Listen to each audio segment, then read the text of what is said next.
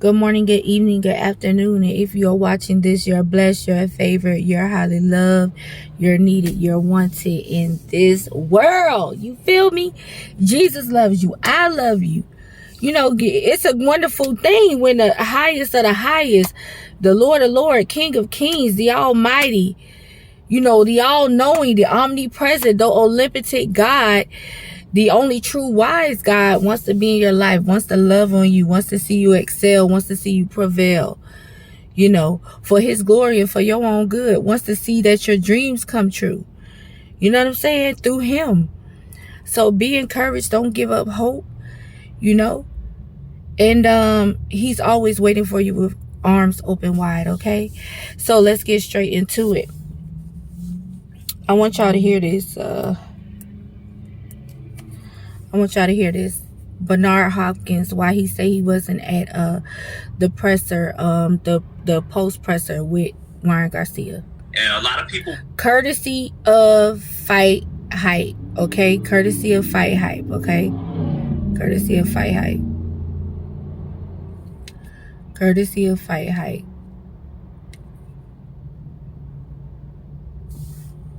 Courtesy of Fight Hype.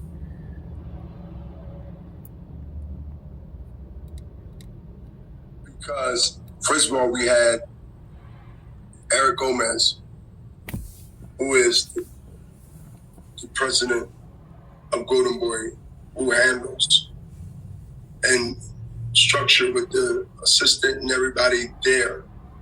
Second, it wasn't going to be about Oscar. It wasn't going to be about Bernard Hopkins. The focus is about Ryan being there with Tank, the fans that's there, the questions of the reporters are waiting to shoot. What else can we say than what we said before the fight and what I'm saying after the fight? And Oscar will have his interview, whoever he does it with, Monday morning or Tuesday. Okay, that's enough. That's enough. I can't hear no more. I can't hear no more. I don't want to hear no more. That's all we need to hear. Is basically that Oscar De La Hoya and Bernard Hopkins cowered out and left Ryan Garcia to relish in his loss on his own. Though Oscar De La Hoya, Bernard Hopkins, and Joe Rogan, or whatever his name is, all were his support system outside of his family during, you know, this camp. I call BS. I don't understand what Bernard Hopkins is talking about. It's very rare. I don't believe too much in the history of boxing have, you know, all of the guys who are in your corner not showing up to your post presser. What happened is that they were embarrassed for Ryan Garcia. They know they talked a lot of trash. They know they did a lot of Ryan. You know what I'm saying? They know that they allowed Ryan Garcia to agree to this fight with all these crazy stipulations. They also know that, you know, more than likely, maybe Ryan wasn't living up to the expectations they wanted him to live up to. But at the same time, they was hyping him up. You had Joe, whatever his name is, or his coach saying that Ryan Garcia is the best person he ever worked with and all this other type of stuff. Well, if he's the best person you ever worked with, why not show him support in the post presser? Why all these excuses? You got Oscar De La Hoya coming out saying that, you know, Leonard Ellaby and Floyd and all of them was threatening him, so he wasn't at the presser or did. On another note, you had Rick Glazer, shout out to him, saying that, well, he had a big business meeting about the money and this and that and the other. It doesn't matter. All of these are excuses. I call BS. You could say, well, you don't know about boxing, you don't know about the business about stuff. Yeah, I know that business don't usually get handled right after a fight. I know that it's very classless and tacky for the people that's supposed to be in your corner, who are vouching for you so hard, saying you so great, this and that and the other, to all of a sudden turn their back on you and not be at your person and give BS excuses as to why. That's what I know. That's what I know. What I seen was some real sucker SHIT stuff, what they did to Ryan. You know what I'm saying? Leaving that man out to dry like that. But this is a learning lesson for Ryan Garcia. Next time you want something so bad, you put in all your energy and all your oomph. You don't go complaining, kicking and screaming about the stipulations that come with what you want, and you work hard at what you say you wanted. You don't do no crying, complaining, go kicking and screaming all throughout the process so you get ready to get what you want. Also, you watch who you have in your corner. Obviously, these people were not for you, Ryan Garcia. And it ended up making you look not so great in the end for them not to even show up and support you, not a down on one of them. How tacky. But I feel like if Ryan Garcia is as smart as what I think he is, and I feel like he's going to grow from this, and I'm just sending love and the love of Christ his way, and I'm just sending a bunch of love and things like that his way. You know what I'm saying? Because I just think it was very wrong how they did him. Okay. Moving on. Floyd Mayweather say he want to see Tank fight Teofimo Lopez next. So I'm thinking he want Tank to move up to 140, okay? Also, he said he want to see Devin Haney and Shakur Stevenson. Now, let me just say this. When Floyd was hollering about that stuff about Terrence Crawford, he say, listen, y'all, that fight ain't gonna happen until I announced it. Take Terrence Crawford and Errol Smith. If y'all don't hear me talking about it, it ain't gonna happen. And they're not technically have no real like link to him outside of just being signed to PBC. And of course, Floyd said PBC and the money team promotions or whatever is one, right?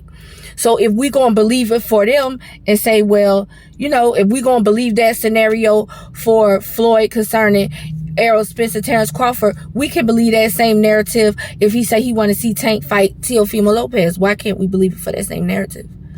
I don't care what Tank said. What Tank said don't matter. Because if Tank really was in control of his career, he would be the one saying that he chose this fighter, he chose that fighter. When he was on that show up there in Philly with Gilly the Kid and Wallow and all them boys, he say he don't be asking for nobody to fight. He don't be asking to fight nobody. He don't be pushing to fight nobody. He was dead serious. He was honest. And every time he do his little post pressers and all that stuff, he always say, listen, you put him in front of me, I'm going to fight him. He don't get into all the politics of who he going to fight. That was out of Tank's own mouth on a not this last person, but maybe the person before that, the person before that, the person before that. He always says that. And then you have Floyd coming in and co-signing it. So Floyd does make the decisions for Tank Davis. We can say, well, Tank said he not signed to Floyd no more, and he has made that clear, right? But Leonard Ellaby was still there. Floyd was still walking around the back and all that, and all in Tank ear like he used to be in all the other fights, and making himself be known, making his presence known that he's still around.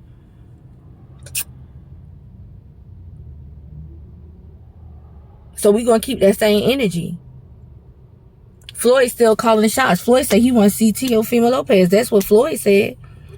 I don't care what Tank said, because Tank already said out his mouth before that he don't be asking to fight nobody, and I still feel like he's still pushing for that. I don't even care what Coach Calvin said. Coach Calvin said he have a hit list. But then he'll turn around and say, he say, yeah, Tank gonna be looking to fight these guys. But then he'll turn around and say something like, yeah, well, we gonna starve this person out. We gonna starve him because his daddy talked too much and all this old type of stuff like this right here. And we ain't rushing, and Tank got other stuff he wanna be doing. It's a lot of contradictory stuff that just starts happening. And see, me, what I don't do is I don't do the contradictory type stuff. And I pretty much tend to keep the same energy. So I'm gonna keep the same energy with this right here. Floyd said he want to see Teofimo Lopez and Tank next. That's more than likely what we going to get. That's more than likely what we're going to get. He said it over there at Fight Hype. That's more than likely what we're going to get. He also say he want to see Devin Haney and Shakur Stevenson. He has absolutely nothing to do with that.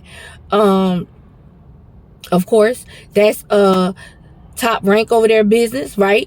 But I feel like Floyd has influence on everything that's going on in boxing right now. I feel like he got his hand and his foot in everything, and I ain't taking it back. I ain't taking it back. On a certain level of boxing, when it comes to the smaller weight divisions, I just feel like I feel like he got an ear in everywhere with every fighter in those between 130 And 140, he just has an ear in that, not just with PBC, but just everywhere. I just feel like everybody just want his opinion. You know what I'm saying? I really do. Even over at Top Rank, I really feel like that. Now, that part right there is where I become the reach queen. Y'all know I like to reach. I start reaching for the stars and stuff and just saying stuff and just throwing stuff out there. But I really do. But anyway, that's all I wanted to say. I just want to throw that out there. You know, my opinion on those guys not showing up for Ryan Garcia, and also who Tank, I feel like more than likely is going to be fighting next, is who Floyd wants to see Tank fight. And that's all I got for y'all. I don't have anything else.